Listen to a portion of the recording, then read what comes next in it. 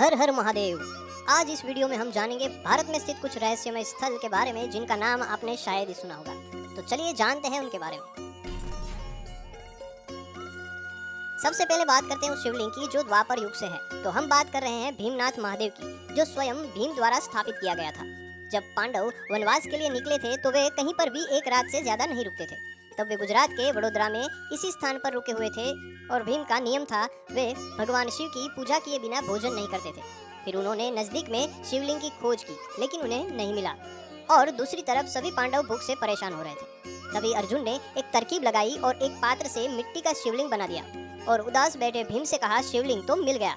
ये सुनकर भीम प्रसन्न होकर उस शिवलिंग की पूजा अर्चना करने लगे, जिसके बाद सभी ने मिलकर भोजन ग्रहण किया। जब सभी पांडव विश्राम कर रहे थे तब अर्जुन ने भीम से कहा, आपने जिस शिवलिंग की पूजा की थी वह एक मिट्टी का पात्र था। फिर उन्होंने उस शिवलिंग पर गदा से प्रहार किया तो वह शिवलिंग टूट के एक असली शिवलिंग प्रकट हुआ और आज भी इस शिवलिंग पर भीम की गदा का वार देखा जा सकता है। आपने आज तक पत्थर और बर्फ के शिवलिंग देखे होंगे, लेकिन क्या आपने कभी पारे से बना शिवलिंग देखा है? उज्जैन के शिप्रा नदी के किनारे नरसिंह घाट पर पारदेश्वर महादेव मंदिर है, जहां 2.5 टन वजन वाला पार्द लिंगम मौजूद है, जिसे दुनिया के सबसे शक्तिशाली लिंग में से एक माना जाता है, क्योंकि इसमें चिकित्सक गुण है जो नकारात्मक ऊर्जा को शोषित करता है। इसीलिए दूर दूर से लोग यहाँ पूजा और ध्यान करने आते हैं। लेकिन ऐसा कैसे संभव हो सकता है? पारा, जो कि रूम टेम्परेचर पर प्रवाही रूप में होता है, जिसे ठोस बनाने के लिए -30 डिग्री तक का तापमान चाहिए, जिसे रूम तापमान पर एक शिवलिंग का आकार देना असंभव जैसा लगता है। लेकिन हमारे वेदों में पारे को अभिमंत्रित करके उसे रूम तापमान में ठोस बनाने की विधि बताई गई है।